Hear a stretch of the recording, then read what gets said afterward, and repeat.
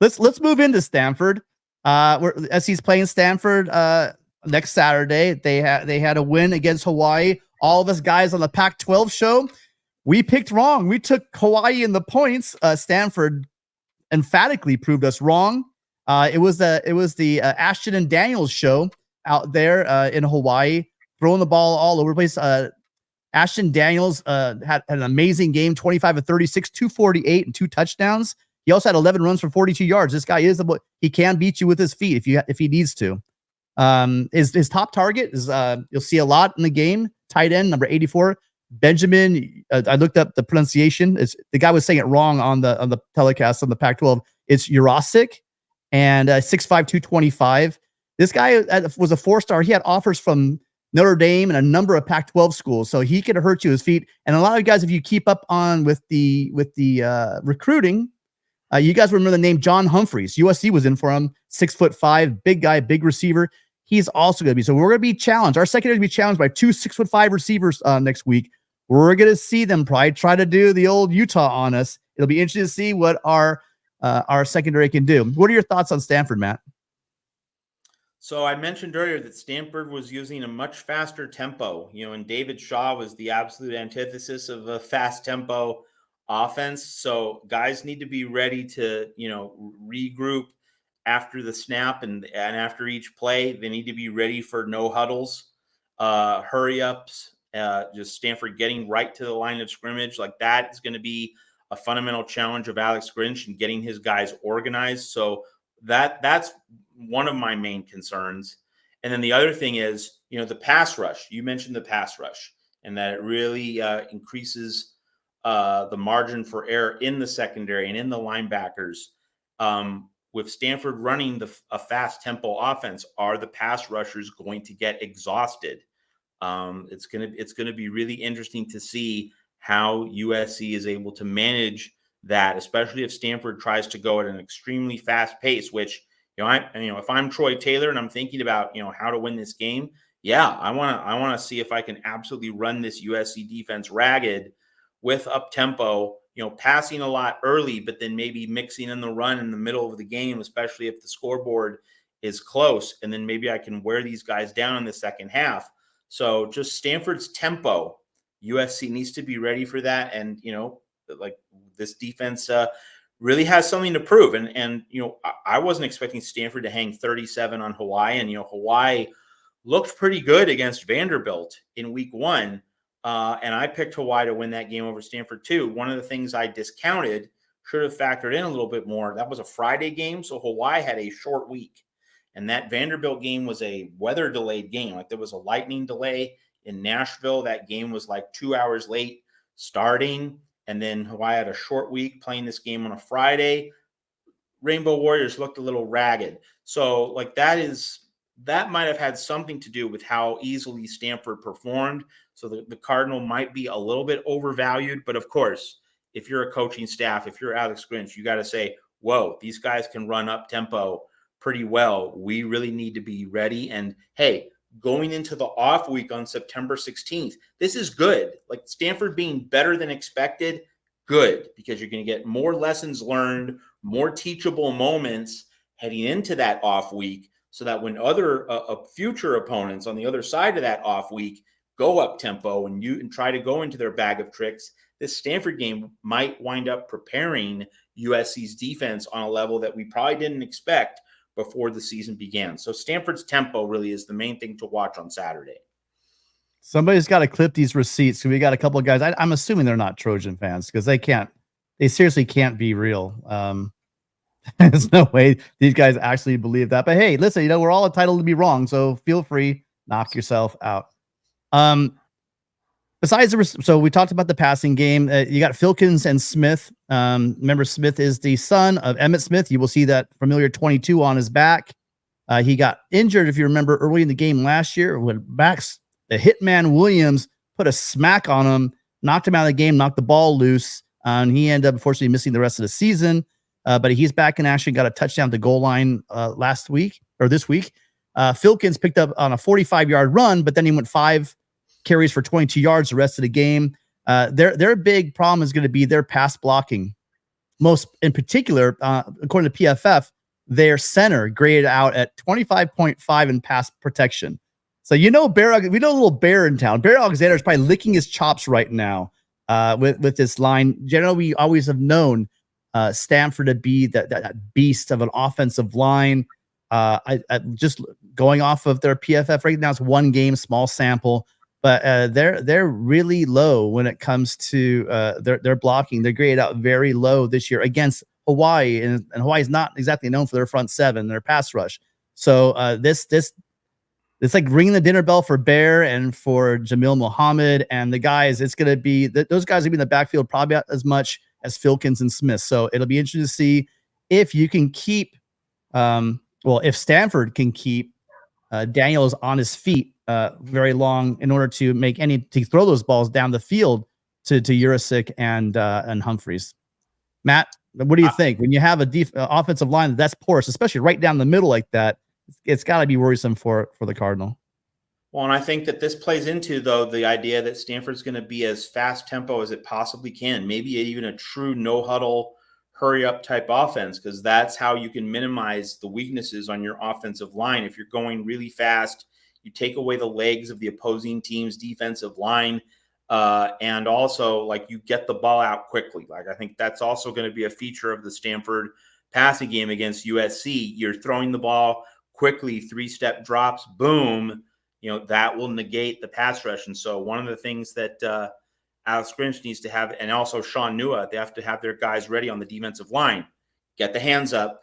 That's going to be like batting down passes, getting into passing lanes, and making sure like the quick slant, the immediate button hook or the quick out, make sure that that's not readily available, or at least if the Stanford's going to try to attempt those quick passes, they're going to have to put the ball over a sea of hands, and that could set the table for some interceptions and a tidal wave of USC points. Yeah, and slowing them down, but I just their run blocking grade against Hawaii was 61. So I mean, it's to be another great chance for the strongest part of, I think, really beginning, and you got to flip your coin. Is it going to be the linebackers or is it going to be the defensive line? But both the first level and second level of this defense really are showing out. And this will be another opportunity to give them a statement game as it slowly steps up again in competition. Thoughts on the score, Matt? I mean, we got some people already posting some scores for us here. We had two. You guys go ahead. Listen, if right now, do it. Get on record right now. What do you guys think this score is going to be? USC is right now cruising in those the high numbers. We went to the high water mark. We matched that 1929 score. USC put 66 on Nevada like they did back in 1929. How many points do you think they hang on the Cardinal this year? In terms of predicting the score of a USC game, let's just recall, folks. And I mean, this is not a don't even say it. But it's always worth, keeping tabs on these kinds of things, right? Like, just as an aside, like, what's the over-under going to be in the USC Colorado game? That like everyone's already talking about that.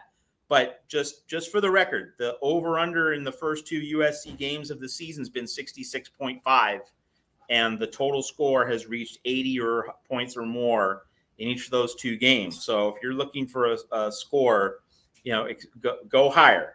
Bob Barker's dead, but like on our Price is Right pricing game, we should go higher with the predicted score. I'm going to say USC 56, Stanford 31.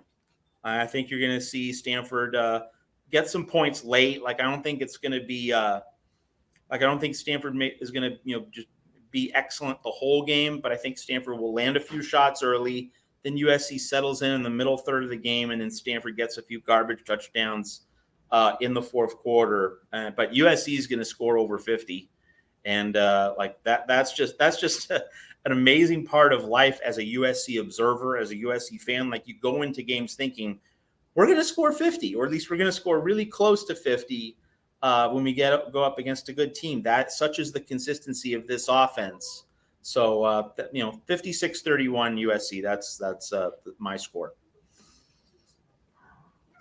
Yeah, I'm thinking So I'm going somewhere in the middle of a lot of these. I did 59 for the first game. I'm still feeling 59 again. I'm going to go with 59 to 13. I think they get a couple of field goals and a touchdown. I'm really feeling pretty damn pretty damn bullish on our defense, Matt. I know at some point it's going to burn me, but I just don't think that.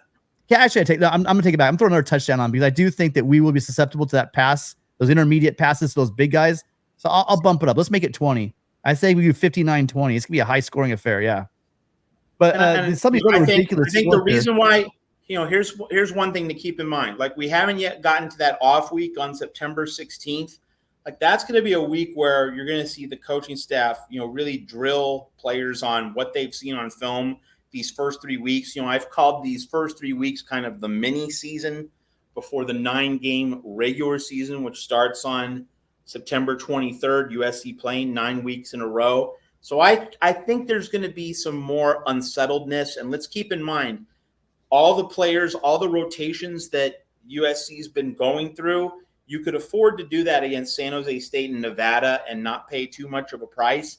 Stanford's better. Stanford has a better offense than San Jose State and Nevada. So you have that. But also, with all these rotations, you don't yet have the full continuity in terms of your established starters and your established defensive lineup, like what your main elite player rotation is going to be throughout the season. And this is not a criticism.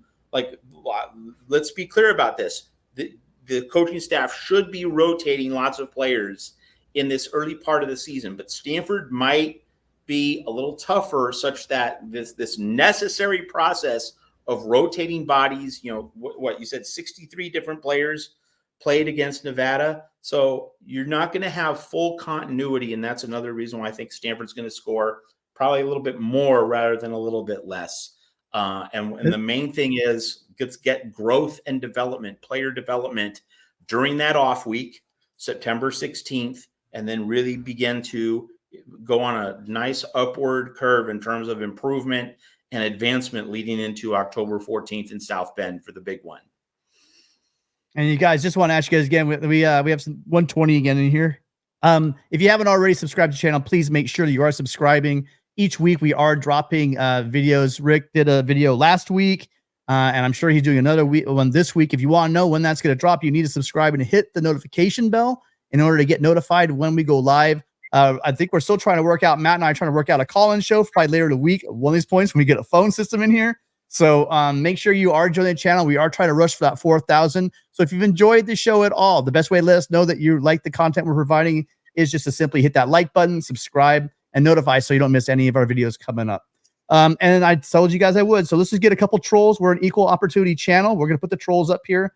I'm going to go with Oklahoma fan, or I don't know, maybe UCLA fans. Yeah, lost their scores. Here you go. So this guy thinks that they're going to put up 40. This is a guy that would trade Travis Hunter for Zachariah Brandt. So, I'm not sure if he's cooking with if everything's going up the stairs, the elevator goes all the way to the top. He thinks the USC's giving up 48 points to Stanford. And there was another one in here somewhere. Oh, and then this guy thinks that USC's going to score 27 points, or maybe it's 17 in the upset. I'm not sure. But that's one of the weirder numbers I've seen in a long time. If USC scores under 30, I'm going to run for president of the United States in 2024. Yeah, it's highly unlikely on that. And then on defense side of the ball, you guys, their linebackers look great against Hawaii. They're the ones that popped out to me. Both of them, Lance Kenley and David Bailey. David Bailey, again, if you guys are recruiting, a couple years back, he was a hot name. Edge rusher USC really wanted badly. Stanford went up there and stole him. He was number 34 player in the country, number 2 in California. Everyone offered this kid. He's everything you want in that edge rusher, right? He's long, he's athletic, got great bend, explosive, like freakish numbers athletically, huge motor, and he's going to be all over Caleb and the running backs. Caleb will not be able to slip this guy. This is one guy that might give him some trouble. It's not going to look like he's not going to be like the Notre Dame team last year. Look like they're on ice skates, right? This guy, if he gets to the backfield, Caleb better make a quick decision to get rid of that ball. And I'm hoping he does. So. He has a perfect combination of strength, size, and speed that you want that might give him trouble. And also, he's a pretty good tackler. Even in space. So if he gets back there, Caleb better get rid of the ball. Matt, any thoughts on the Cardinal defense?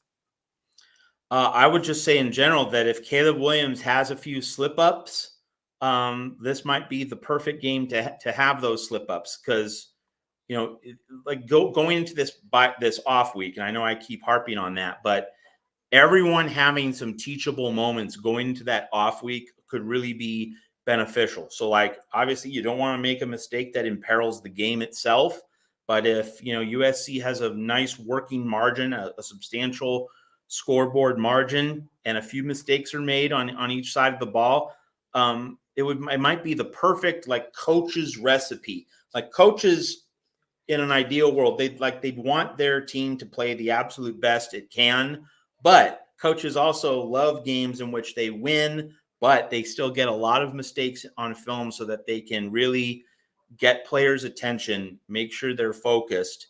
And so, just to reiterate, like, I hope Stanford does provide much more of a test than what USC's had the first 2 weeks. And then because of that test, USC can then go into that off week. The coaches can coach these guys up a lot more, and the players can learn a lot more heading into the Colorado game, particularly on the 30th, and then that Notre Dame Utah swing in late October heading into November. So, in terms of like the long view, I like games in which you win when you're not playing your best, when you win with a little bit of an ugly twist. Now, you don't want that to become the norm. You don't want that to become a regular every Saturday thing. But I think this Stanford game, if it's significantly more of a test than what we've seen against San Jose State and Nevada, that could be very beneficial long-term for USC and for this team's development over the full course of the year.